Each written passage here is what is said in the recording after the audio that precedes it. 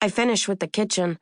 I'm about to pass through and head back up to my room when my eyes land on the cellar door.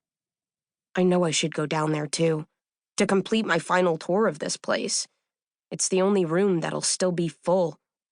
The racks of Thorns blood apple sour were sold by special arrangement along with the house.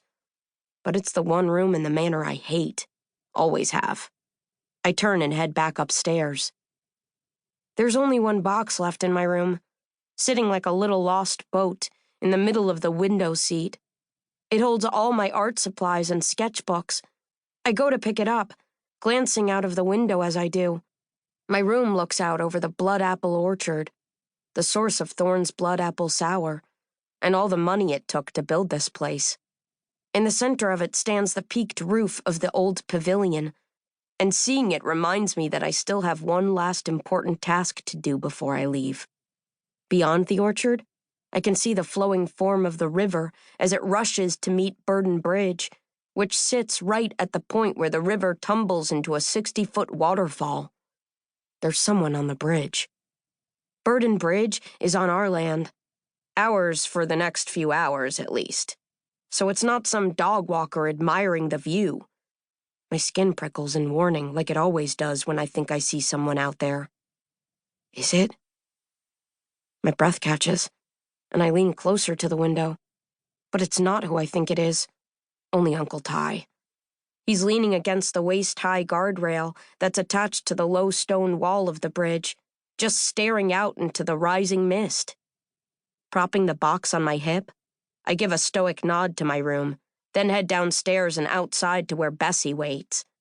Bessie is my old-as-dirt Nissan, once green but now a faded color I can only call sludge.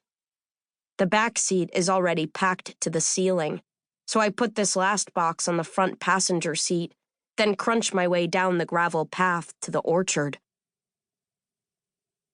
I stand on a stepladder in the pavilion, paint roller in hand.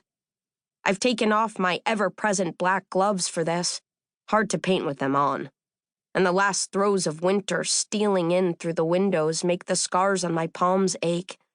I flex them out, one hand, then the other. The pink crisscross lines brighten to red as I do, but there's no chance of them tearing open now. A year is plenty long enough for a body to knit itself whole. The wall facing me is covered in painted images, all bleeding together like a sleeve of tattoos. They are the bad memories of the crash that changed everything, and what came after.